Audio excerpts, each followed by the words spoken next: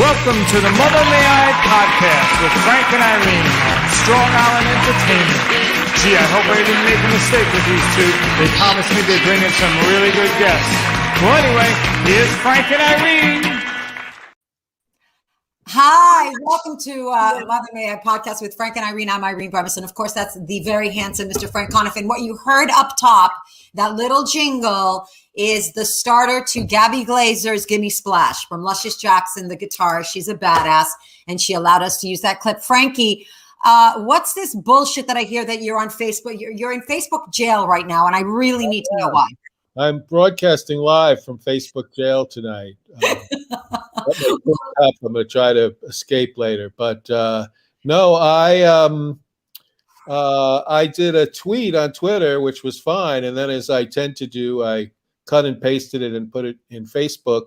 And it was based on my seeing at the Oscars the teaser for Steven Spielberg's West Side Story, which is coming out later this year. Mm-hmm. It looks very good, by the way. Uh-huh. And, so I said in my tweet, I'm looking forward to Steven Spielberg's West Side Story. I'm even looking more forward to Martin Scorsese's The Music Man.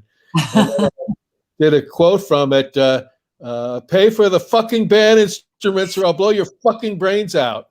You know, obviously a joke, a premise for a sketch if I was writing on a TV show. Yeah, exactly. Which, yes, that's right, I'm not. But anyway, and then the next day when I go on Facebook, I get a message, you've violated our community standards where you're calling for violence with this. Come on. Do they not? Sorry, you have something right there, Facebook. Are you kidding me, Mr. Conniff? Yeah. Anti-violence himself. And, you know, Facebook now is famous for the tons of hate speech that they allow on their platform. Exactly. The COVID disinformation and the, getting people ready for the insurgency on January 6th. It all happened on Facebook. So it's selective hateful rhetoric that they allow. And the idea that, Sheryl Sandberg and Mark Zuckerberg have some kind of standards for anything is ridiculous. Yeah. And I'm not. It's a common fact. Facebook's very beginning, the very first Facebook thing, the reason it got started was because Mark Zuckerberg created a website for people when he was at Harvard for people to rate who were the hot and non-hot Harvard chicks, it's the social network. Yes, which doesn't defy any sort of standards or morality. Anyway, all of you watching on Facebook, I just want to say Facebook sucks. But, Facebook sucks, and Frank is still with us. Okay, and that's what the main I don't know. They might shut our Facebook page now when they see that I'm here. Who knows?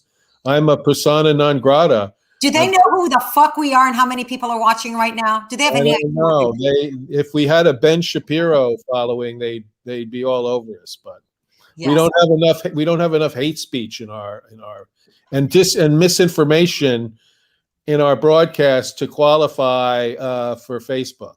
Exactly. And swaying elections. Thank you very much, Facebook. Okay, so the things that Facebook, very selective, hateful rhetoric allowed on Facebook, but the things that Facebook has actually caused and continues to cause is just so hypocritical. You're absolutely right. This is bullshit. I'm going to start a hashtag. I just wish I had a bigger following on Twitter, and it's going to be hashtag Free Frank. That's it, Frank. You need to get out of jail. This is bullshit. So Alexander Solzhenitsyn of Facebook.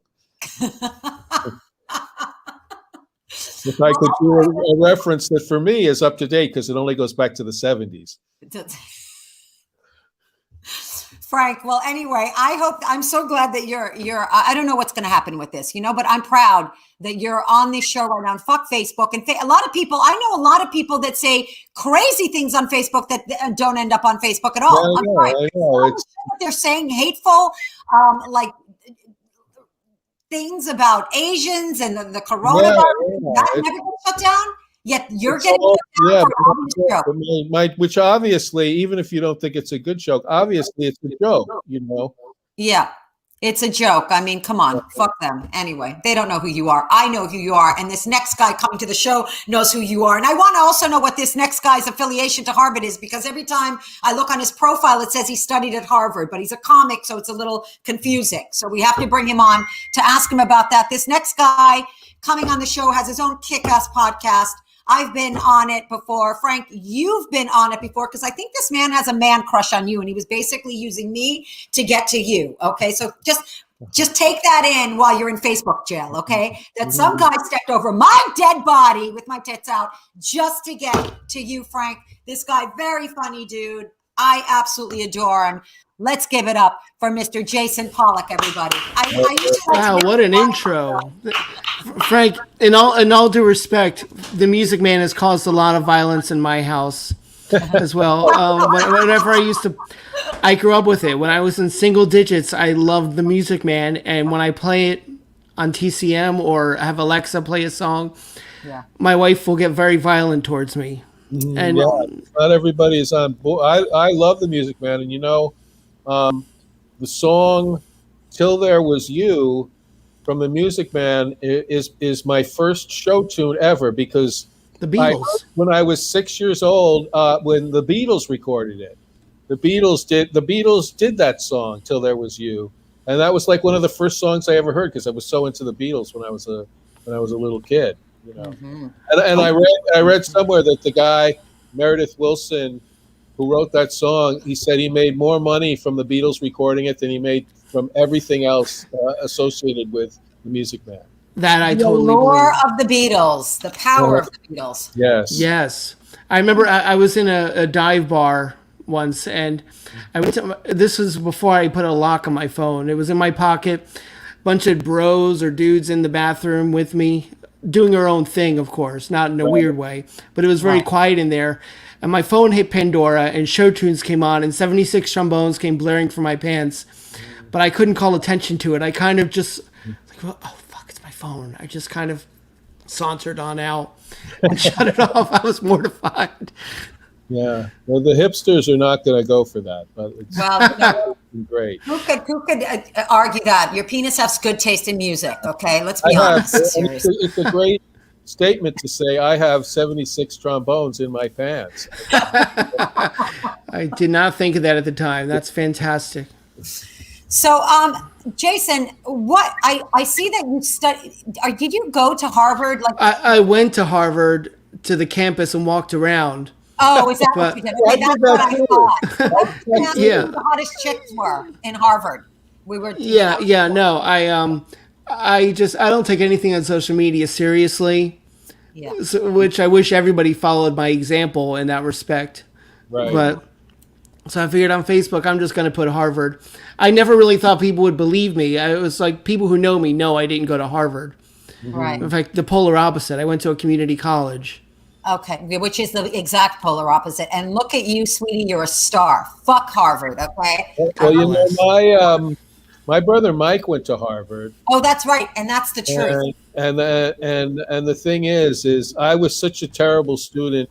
I couldn't even get into a community college, and I'm not even making that up. I was such a loser stoner guy who couldn't get grades for anything. I was a terrible student, but I was like, well, I want to have a career in comedy. So who cares? I don't need to be a great student. I'm going to get into comedy, Right. Doesn't mean you're not smart. My brother Mike went to Harvard, and this was the 70s.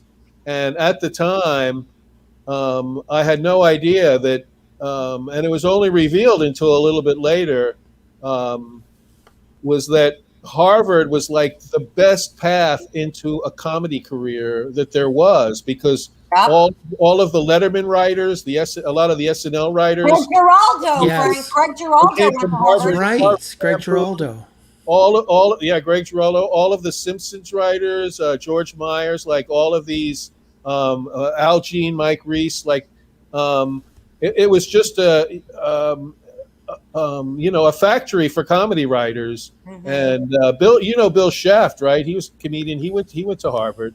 So, but you know, that was just another example of me being a total loser.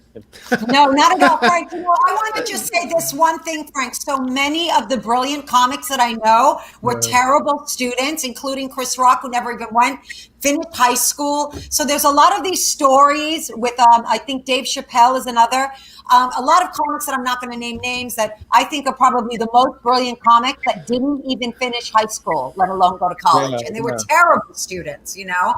And I think sometimes when you have like ADD or ADHD, your brain works on a different level. Of course, and you smoke a lot of pot and you self-medicate, but it's I think I would have, they never diagnosed kids with, you know, ADD back then. I surely would have had it. Yeah, it totally would have been diagnosed as that, and I would have gotten a shit ton of Ritalin, which I would have gotten so high off of.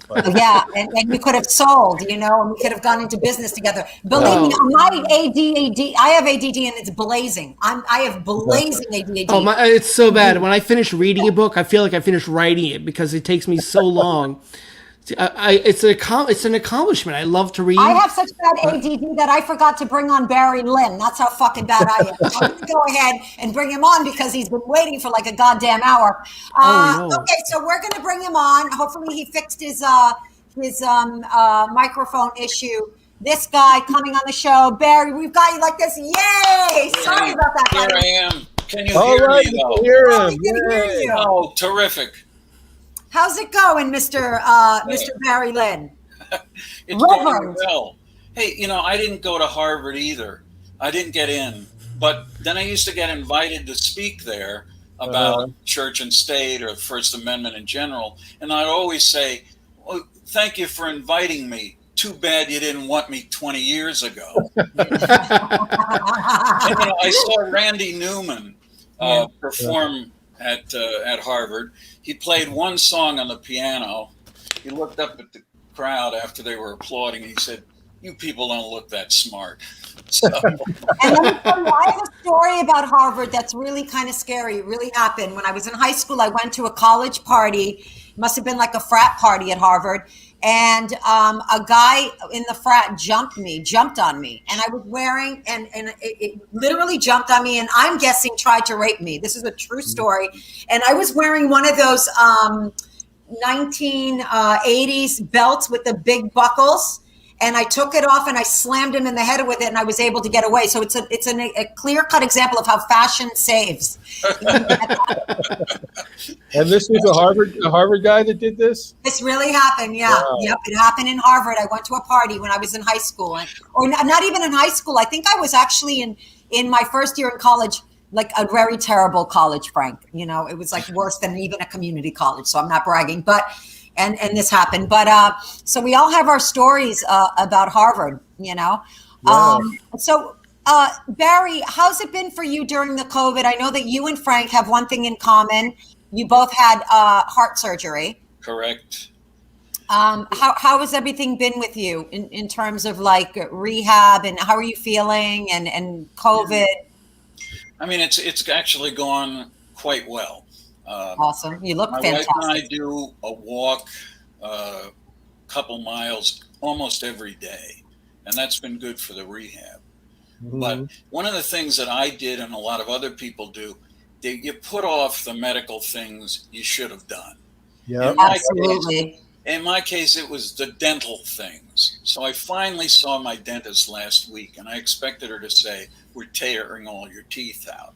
But she said, actually, nothing had gone wrong, except I never got around to doing the crown replacement that you wanted me to do 15 months ago. So I'm going to set that up. But I had visions, and you hear stories of this all the time. People who they get a lump, they don't get it examined, and then they end up. And this, of course, then becomes a Fox talking point. Like, see, we locked people up, and then they just died of something else.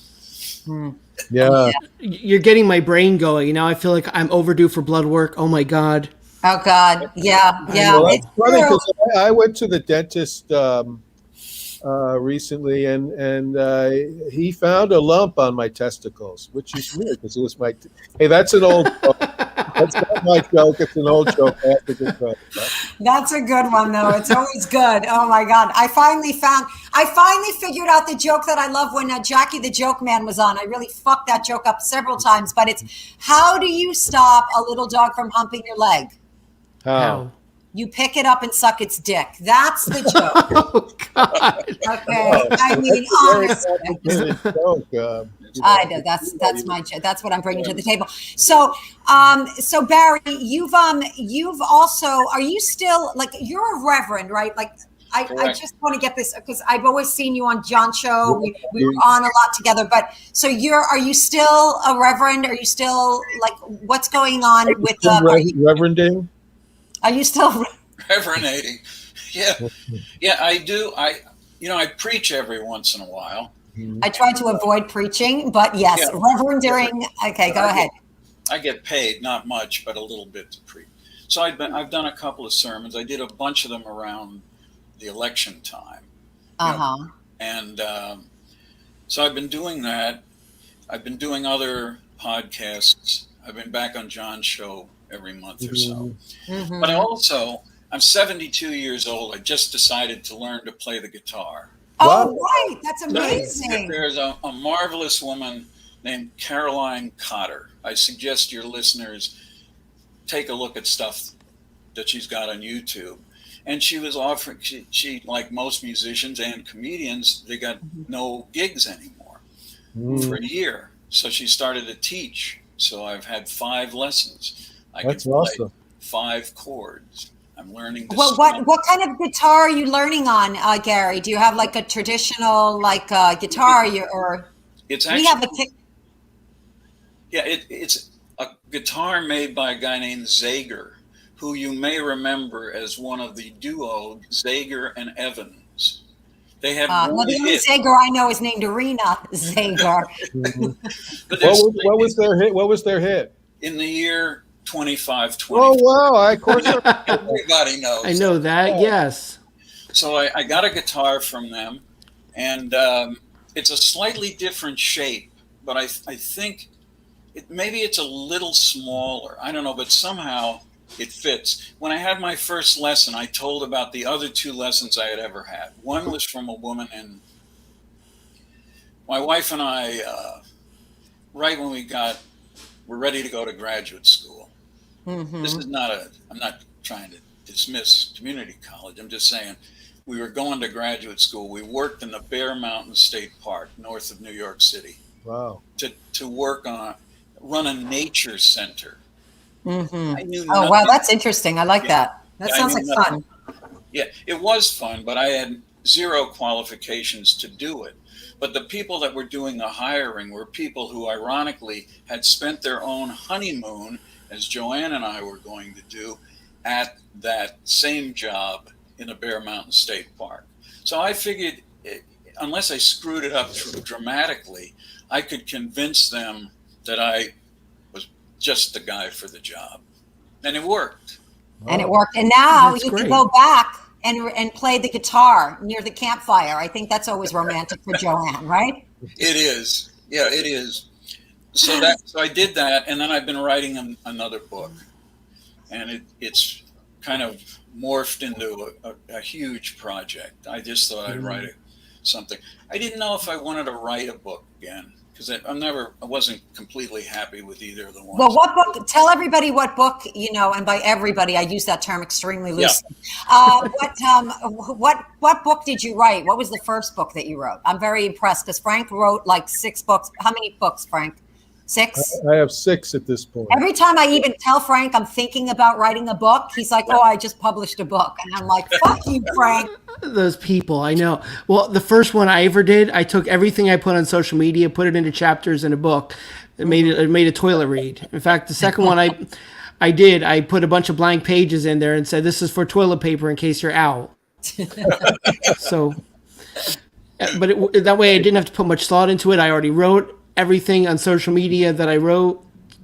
Easy, right. Done. It's no pressure. I like it. But Barry, so what book are you working on now? I'm working on a book called Paid to Piss People Off. Nice. This is we used to have kind of quasi-legendary parties in another place we lived around Washington. And hundreds of people would come. And one time a woman came with her son, who was a junior in high school. He came up to me and he said, you know, Mr. Lynn, I want to do what you do when I get out of school. And I said, what is it you think I do? And he said, I think you get paid to piss people off. Right. Well, but that's sort of like my career with Frank, right? Are not getting paid enough to piss people off, though. That's the only difference in it. Well, and if people who are listening to this, I don't know if they know this, but Barry has spent a lot of time on TV debating people like Jerry Falwell, right? Like you've been very much at the forefront of pushing back against conservatives who say religion can only be this way, and Barry has always been out there saying, no, it doesn't have to be this hateful thing that you people are always projecting. I have a question for you, Barry, if it's okay. Yeah, of course. I mean, I always thought about that, about if someone is strongly into their religion or has very strong religious beliefs and they're in politics, how do they keep their own religion out of the politics if that's their whole belief system? Are you getting what I'm saying? Absolutely. Well, there are people who say that we can't, that's why we have people like Lauren Boebert and Steve Scalise in Congress. Mm. But the best answer, I think, I believe in, it's kind of like the one bite rule.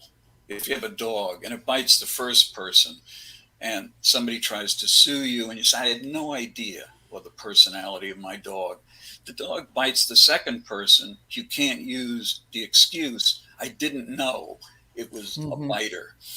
And I think, like when Joe Lieberman was running for vice president, it was announced, and I was on CNN at the time. And all he did was announce what a deeply religious Jewish person he was.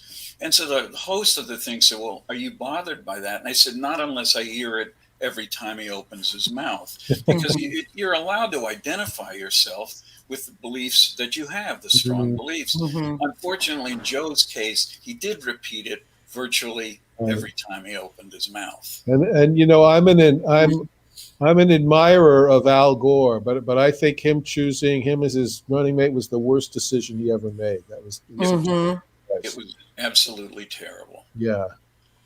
It was so that's what. Yeah, I wrote a book. Did what Jason did. I wrote a book. The second book I wrote, called God and Government, was a lot of excerpts from stuff I had written before. It's a good, easy way to write a book, an important way. And then I'd add connective tissue, what I call connective tissue, like the toilet tissue in Jason's book. Exactly. I wish I had that book. I'm going to go get it. But but I wanted to do something about my whole career, not just church and state, but I did fight a lot of battles with the American Civil Liberties Union. I worked for them for many years, and I worked on a lot of post-Vietnam stuff as well. So I wanted to talk about a little of everything, create this book. And then it metastasized. I mean, it's become an enormous, I did 300 written pages already, and it's not even close to being finished. Luckily, I have an editor who will be looking at this and cutting a lot of it out. But I did think it was important, but I didn't know if anybody would care. Would anybody care to buy it? Like, I assume the three of you, I could probably convince to buy it. And I was with a woman in San Francisco right before this whole pandemic started. And she was a writing coach. And she's a lawyer who actually spends most of her time writing stories for DC Comics, which I think is what almost every lawyer ought to do. And I said, who's going to read this book? And she said, don't ask that question. Just think, if I'm writing a book that can talk about my life, my kids are going to like it, and your grandkids are going to like it. And that was a very liberating experience for me. She's right. I agree with her. Although there's like this mixed advice when writing a book that I've read, that you have to know your target audience, but I think there's too much pressure there. I think it's better to not think about. Yeah, I agree. Who's gonna read it, or if it's going to sell, or right. I think for me, it's just like what I get out of it is the experience of writing it. Exactly. I don't expect anything else from that. Just something that I enjoy doing and did, and can feel good that I did. Anything beyond that, is gravy, and I love gravy. But I know you love gravy. I love gravy too. But he's right, because otherwise it's going to be restrictive, and you're not going to be on this, this freedom when you're writing. You're not going to experience that freedom. You're going to be too busy having those obstacles in the back of your head. I looked at an article. Actually, a guy I know, he wrote one time. It was like how to write $1 million screenplay, and a screenplay that sells for $1 million. And I read it. I picked it up with great interest, because I'm like, man, it would be awesome to write $1 million screenplay. But then it suddenly occurred to me, why hasn't he written $1 million? Because those who can't do. Wouldn't you have written one already? Instead of just writing an article. No, he's trying to write $1 million book about writing $1 million screenplay, and that didn't fucking fare well either. Hey, I have a question for Jason. The other thing that I did in my life, when I worked at the American Civil Liberties Union, the most significant thing I did was absolutely to destroy the Ed Meese Pornography Commission. That was I followed those nitwits around, except for 2.5 of the women on it, who they were set up. The whole thing was a setup from the beginning. So I went around the country, followed them around. They had foolishly decided, this is called a Federal Advisory Commission. Federal Advisory Commissions must distribute to the public all of the documents they send to their members simultaneously.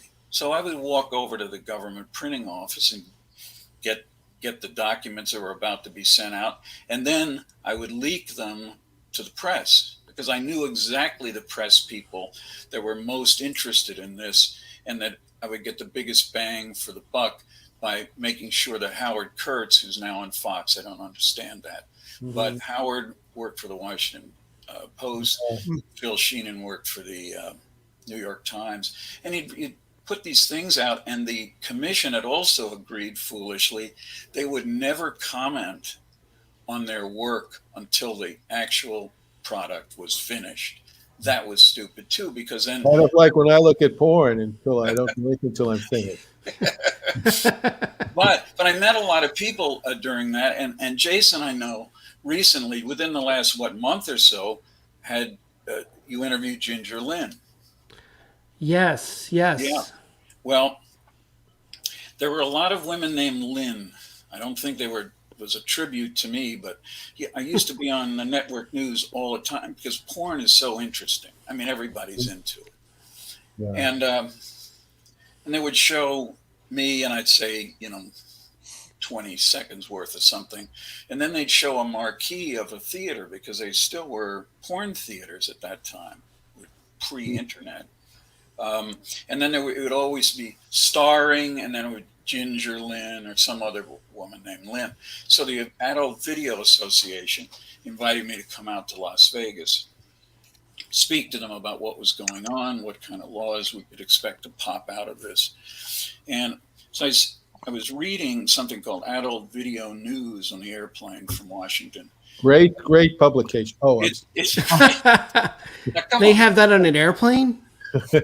Back then, those were the good old days. They gave me a copy, a lifetime subscription. But so, Frank, no, it's not an explicit magazine. You really wouldn't like it, but it's provocative. It's all these ads for movies. And so I said, I always try to warm up an audience, tell them something other than what I'm supposed to talk about. And I said, look, I'm going to talk about what laws you might expect, but I do want to make something clear. I said, I was looking at Adult Video News on the way over here, and I want to tell you, I am no relation 2, Ginger Lynn. Amber Lynn. Amber Lynn. Then I said, but there's another Lynn. And I opened Amber Lynn. Oh yeah, was she Portia. blonde? I'm sorry, I don't mean There's to 2 interrupt. Amber. She was blonde. Yeah. Okay, Portia. Steve loved her. Still loves her. Well, Yeah. Who doesn't? I love her too, more than I love Steve. Believe me. so I said, but I don't know. I'm still checking into the history of Portia Lynn. Portia Lynn, the picture. Oh, I forgot about her. Yeah, well, I never met her, but I did. But I did meet Ginger Lynn because she was doing a signing at a friend of mine's place in California. She was doing a signing, and I had never met her, but she was been attracted by she was attractive to a guy who was a super fan, and I could tell that because he was never stopping talking. He was with her, so it went on 5 or 10 minutes, and I thought, I'm going to rescue her because I can't believe she wants to continue to listen to this guy. So I kind of broke into the conversation, talked a little about the Ginger Lynn and my non-connection to her. She wrote a note on a picture from my wife and said, I am not related to your husband. But she's a wonderful person. I didn't hear the whole interview, but she had an opportunity to avoid going to federal prison. Yes. And they wanted her to contribute information about Tracy Lords. Almost like naming names. Yeah, well, but she was underage for the time she made some of the movies, and there was a lot of an effort to go particularly to mom and pop video stores, which existed at that time, and harass people because they had sold this. Yeah, she spoke out against Tracy Lords, and Tracy was not happy with that. So she had her lawyers look into Ginger's tax filings. Basically, this is a story that I am pretty sure is what she was talking about. Yeah. And they found the small amount of somewhere from like $1,200 to $2,000. Don't quote me. It was in that range of unpaid taxes. So she went to jail for that. Yep. Thanks to Tracy. God. Yeah. But she never talked to the authorities about Tracy Lords. Right. She kept it quiet. People did. Other people, whether they knew anything or not. But I considered that kind of a wonderful thing. I mean, people in this business are often not treated well. Well, yeah, and we should. It just reminds me, sex work should be legal. These people in the business should not be stigmatized. They're providing a service that some people really want, and it should all be regulated, and where people can do it in a safe environment, and and it also, you're absolutely right, Frank, and it's you're so 100% right. And so, like regulating weed, it's less harmful to you're going to have less things that are harmful to women if you just legalize this, because some people are in need. It's true. It's providing a service, and I think it should absolutely, we should legalize prostitution. Yeah. It's like Frank said, as long as it's everything. regulated. Yeah, as long as it's a regulated, safe environment. Yes, regulations. Yeah, and sex workers need to unionize, and there's a major effort. There's a woman who used to work for kind of a mainstream union, and now spends her time just organizing sex workers on the East Coast, because it's another way to protect the workers themselves, and it's no different than wanting to protect them if you're working at Amazon. Yeah, well, they'll be better off workers than working. Yeah, than working for Amazon. Yeah, they're going to be doing this work, so why not treat them as respectable workers? Amazon is the real whore. Let's be honest. I've enjoyed some Amazonian sex workers in my time, but I won't go into that. But Nomadland, did you notice how Nomadland was very harsh on the book? Was very hard on Amazon, but the movie. I guess because they wanted to be able literally to film inside of an Amazon warehouse, they got off as if they were. They did. Amazon. I guess they did get off easy. My feeling because I really liked the movie. Is I felt that wasn't what the movie was about. Was how unfair and how bad Amazon. It was about a whole other kind of personal journey or whatever. And I know that bugged people. It didn't really bug me that much. Mhm. I got to be honest. I was a little nervous when you said I have a question for you, Jason, and brought up porn. I thought, I don't know where this is going. I was like, what do you know, Barry? I was wondering the same thing. I'm like, well, he barely knows Jason. I mean, What about I am self-conscious about my appearance, but I do have a relatively perverted look about Yeah. me. But Well, it's not a perverted look as much as it's a creepy look. If that makes you feel any better, I'm only kidding, sweetie. Occasionally during that year and a half or so when I was dealing with the Porn Commission, one of the actors or actresses would call me at home, and they'd have questions, or not necessarily. I mean, questions about how they could be treated when they got older, when would they be eligible to file lawsuits under the Age Discrimination Act, and I would mention that to my wife, and she would say, "Yeah, they're talking to you now, but remember, if you weren't defending their interests, they would never speak to you."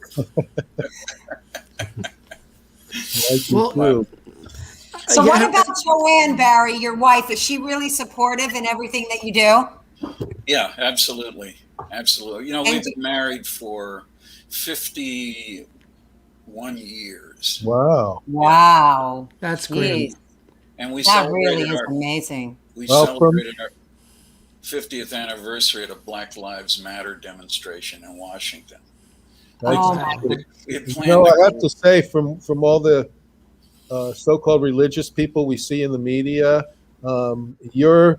you having a long and faithful marriage seems like one of the least Christian things about you. Yeah, it's disgusting, really.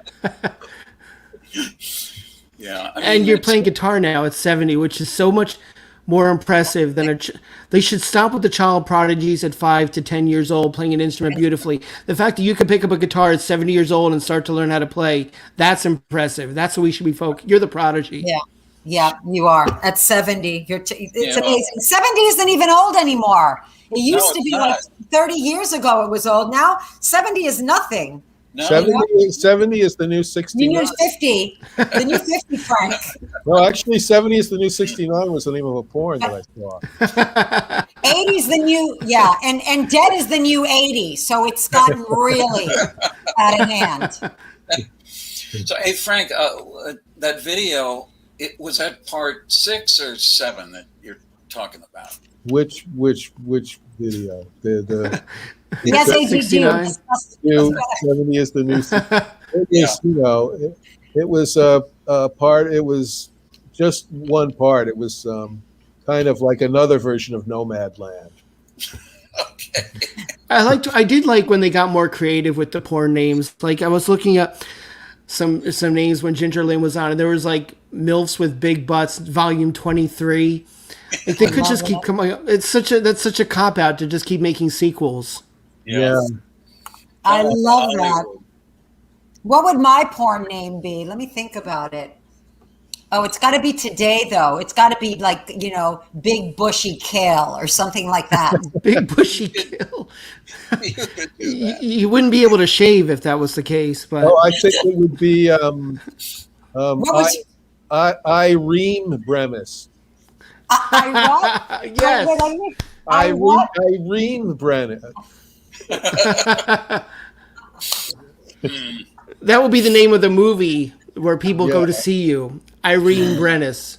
Oh, I freaking take it, bitches. I will take it. Wow. So that's amazing. This is the first time we've had a preacher on the show, and it's the most we've ever talked about porn.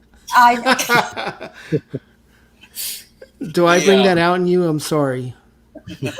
No, it's just that it's part of my life. I don't hide from it. And but when I watched not all of the Ginger Lynn interview yesterday, I thought this is a good thing to bring up. Ginger Lynn, this is a really obscure question, and I don't want to put Frank on the spot, but Really? You can put Frank on the spot? I've never seen it. Do you know a director named David Dakota?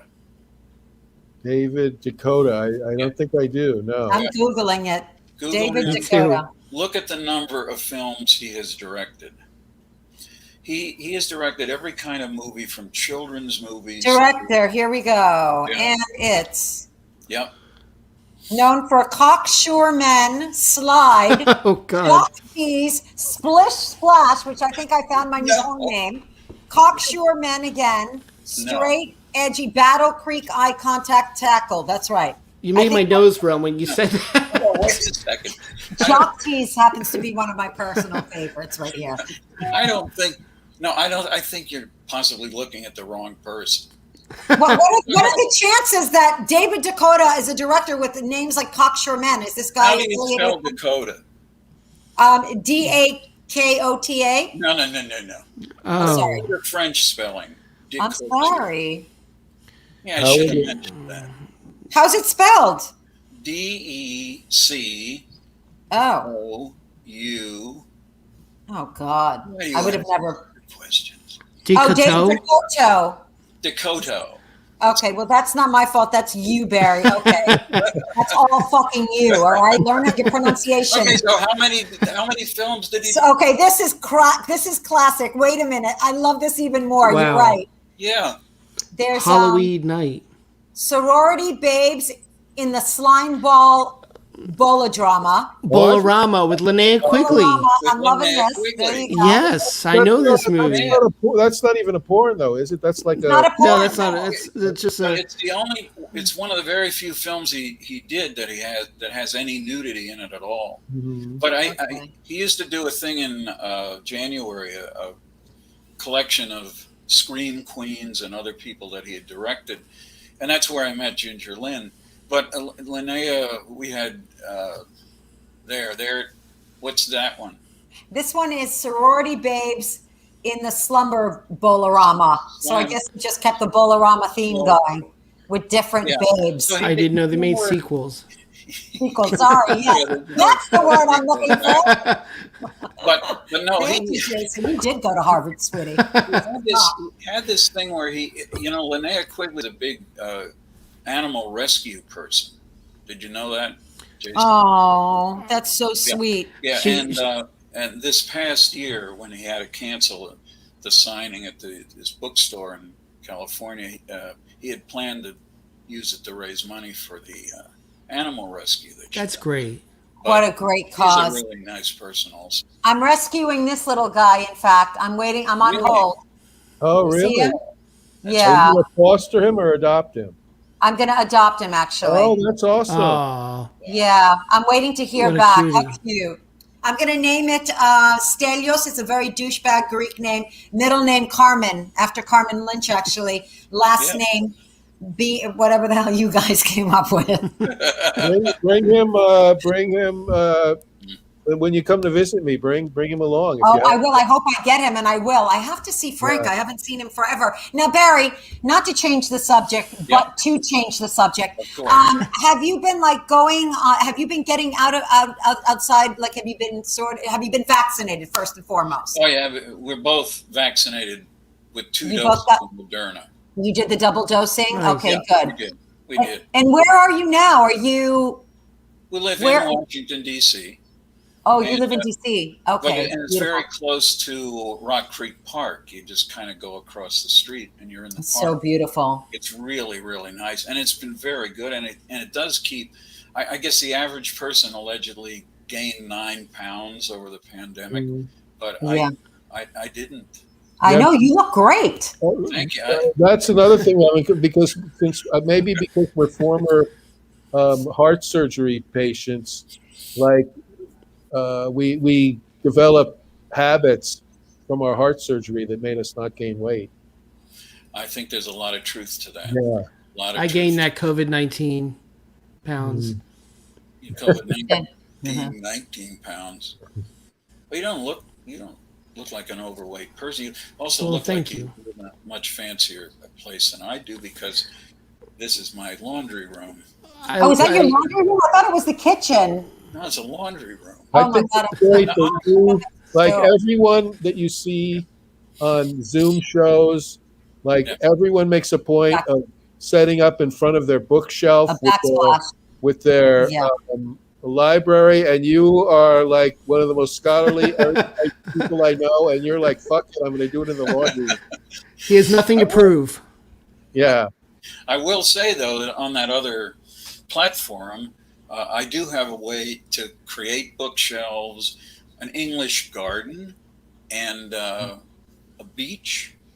But I don't know. This platform didn't give me any options, so you can see the laundry room. Now, it's interesting that you chose the laundry room to broadcast, and I like it. I do like it, but it's probably more quiet in the laundry room. Is that why you chose that location? I mean, it looks like a kitchen. It's a very nice laundry room. I like this laundry room. I mean, I'm envious that you even have a laundry room, first and foremost. That's what happens. I guess I got paid well to piss people off. But what is that behind you on the other side? There's like a white. Is that a refrigerator? A refrigerator. This is That's the why I thought it was a refrigerator. But I've turned it off so that it doesn't Make noise for the show. You're so considerate. You're sacrificing your food. Right. Just in case you get peckish when you're doing laundry. I like the way you think, Barry. I like it. Snacks all throughout the house because I like to feed my face. I like it. It's great. I have open half cans of boobly or bubbly or however you pronounce it. I prefer boobly. What's boobly? Champagne? Waters. No, those flavored waters. Oh. No, you have them in New York. I've had them in New York. Yeah, they have them here. I'm not into flavored water. Yeah. I know something. I don't mind flavored soda water, but flavored water, I'm not down with flavored water for some reason. I agree. Do me a favor. Try it. Try it. If you don't like it, send me a bill and I'll pay it. Barry, don't make me do this, all right? Water here in New York, out of the tap, it's already flavored. It has all kinds of things. Please let me know if Irene Venmo requests you for $2.50, saying I didn't like the bubbly. Yeah. You know, I do pay people with Venmo, and I do have a public Venmo, but I don't think I'd be as stupid as Matt Gaetz and his friend to say $200 tuition or school. Those are the annotations that, what's his name, Goldberg, the guy. So not subtle.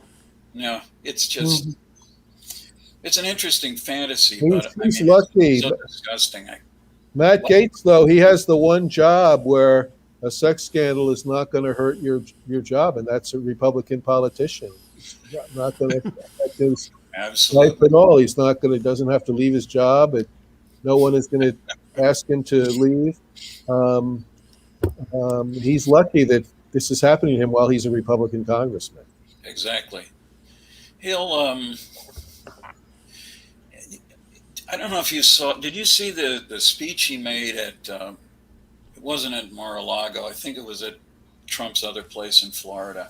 And when he spoke to Republican women's group, just a matter of days after. I'll never understand that. Never.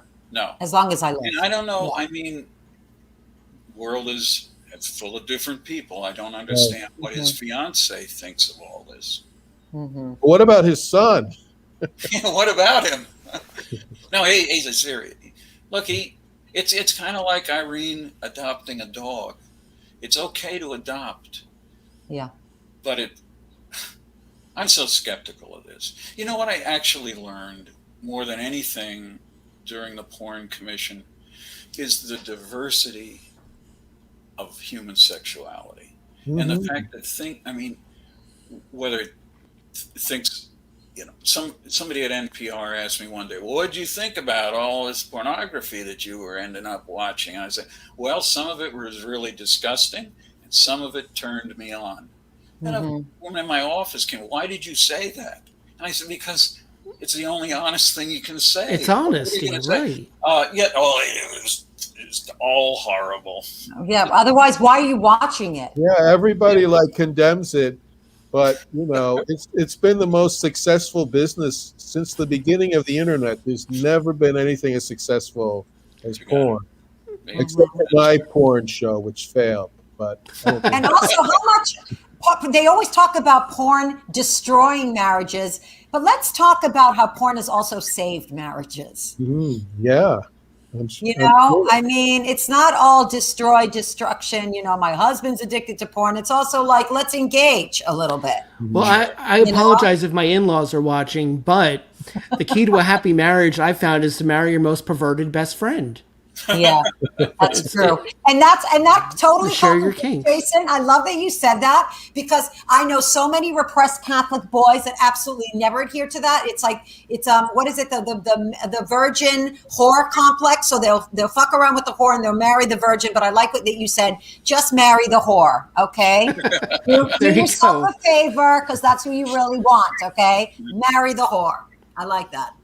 Well, thanks. It's a solid. Yeah, but then, Frank, as you were talking about my Christian background, when you look at Jerry Falwell's son, who of course is now... No, he's the one that does the looking usually, from what I've heard. Yeah, he's the one that does the looking from a corner, and they're now suing him for an enormous amount. I know. Well, of course, I literally debated hundreds of times, and his son, I don't know, but I was once on Crossfire, and Bob Novak was still one of the conservative co-hosts. And Bob says to Falwell, I'm sitting there too, he goes, would you ever have Barry come and preach in your church? And Falwell looks at me and he says, I wouldn't let that man preach on a street corner. Oh my God, what a compliment. Wow. Novak afterwards said, I can't believe he said that. I thought he'd for sure say, of course, I'll invite him right now. But Falwell didn't. It was years after his death that his son invited me to do a debate at the law school, Liberty University's law school. That's scary in of itself that they have a law school. I think they gave me $100 though. So I loved taking money from right wingers so that I could contribute them to left wing causes. That's great. I love it. There's still a thing on YouTube. It's a 2-hour debate at Regent University, Pat Robertson's university. And it was, I don't remember all the participants. I was on with Nadine Strassen, who was at the time the president of the board of the American Civil Liberties Union, and Alan Dershowitz, before Alan took the wrong thing someday and it flipped out totally. But and what's her name? Quickly we forget. Who's the most famous blonde conservative? Ann Coulter. Oh, Ann Coulter. Oh, you don't have to say that. Just say, who's the cunt that's blonde? I wouldn't say that. Yeah, okay. Well, I'll help you with I'm not allowed to say that word. Sorry. But and at one point, it's a very formal, cross-examine each other's side and all of that. And at one point, Ann Coulter says, well, Barry, I've always wanted to ask you this question. Where is your church? And before I could come up with a smart-ass answer, Dershowitz leans over and goes, Barry's church is right next to your law firm, Ann. Greatest line. And, I cut him slack for years until he truly, I thought, fell off the deep end. You certainly did. Trial. I mean, last week it should have been a mistrial as soon as Maxine Waters made that comment. There's nobody even knows if anybody on the jury heard Maxine's comment, which didn't sound like a call for insurrection or murder. Right. No, but he said, it should have just mistrial immediately. The idea that justice happened is considered, not justice according to the conservatives. Mm-hmm. Of course. Crazy. Go ahead, Jason.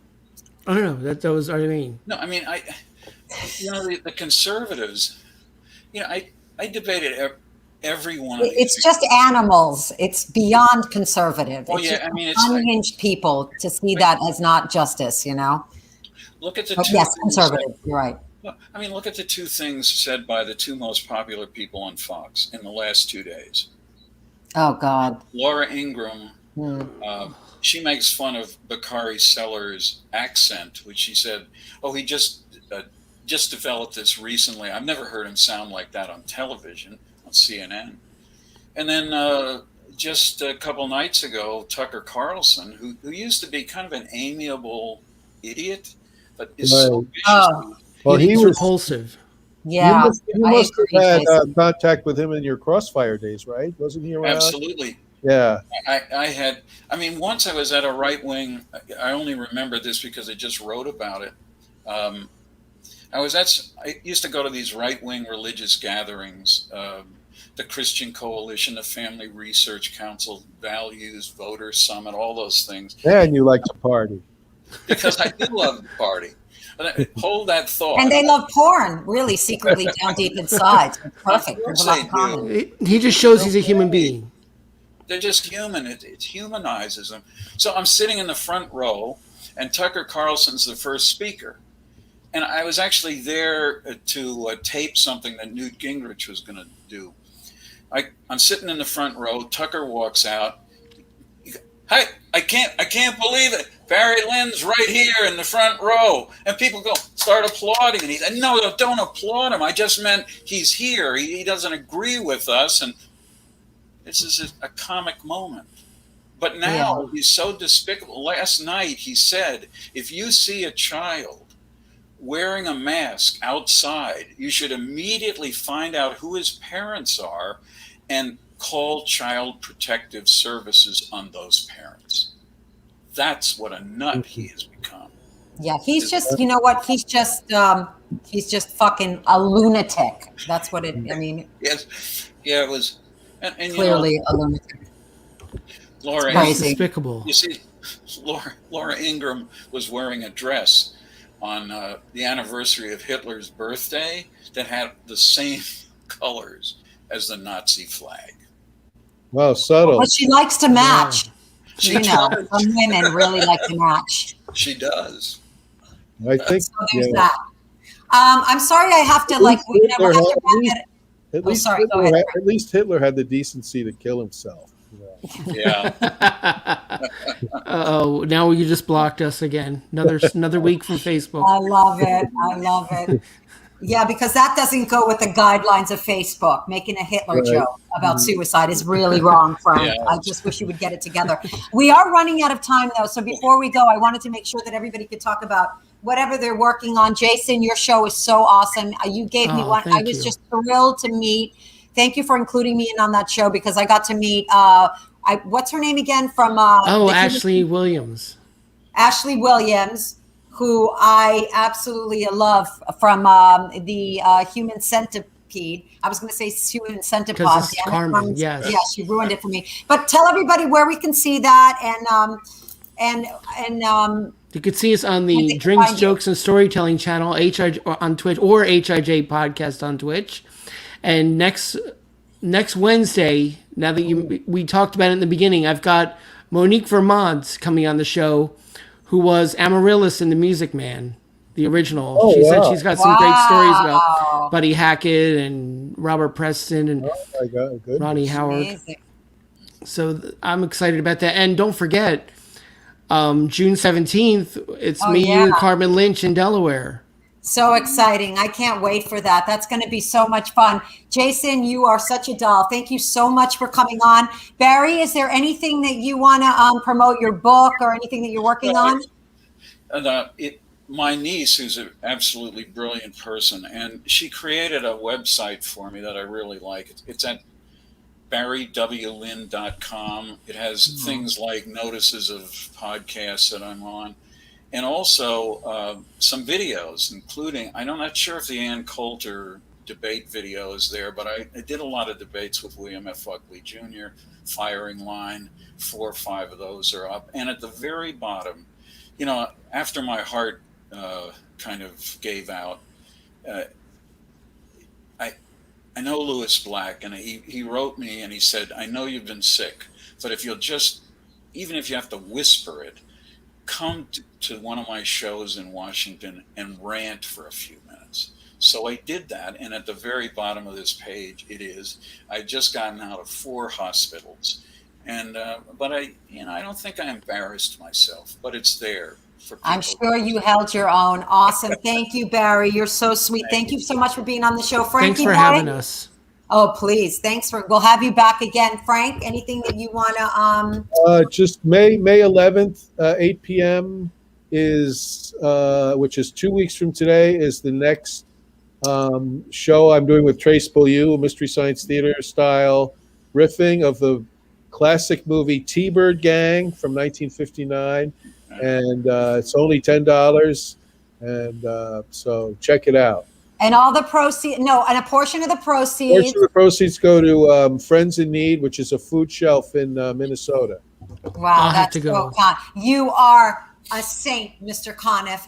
I'm Irene Bremis, at Irene Bremis 13 on Twitter and Instagram. And I can't wait to do the show with you and Carmen on June 17th. That's going to be a lot of fun. But I also have a show with all new material this Saturday, actually, 8 p.m. I'll post the link to my Facebook page and on social media. Please check it out because I need more. Is that a live show? Live show? It's a live show, yeah. All new material. So I want to kind of work that out. So yes, that's it for me. Thank you so much for coming, guys. You're awesome. Thanks, Barry and Jason. Barry, it was great meeting you. And we'll see you next week. I think next week we have Dustin Chapin live from LA joining us. So tune in for that. And we'll see you next Tuesday, which is what we call Ann Coulter, if you don't want to say the word Barry. All right. Bye, guys. Bye. Bye. See you later. Thanks for tuning in to the Mother May I podcast with Frank and Irene on Strong Island Entertainment. Check us out next week when Frank and Irene sit down with, you know what? I don't know what these two are going to do next, but we'll see you next week.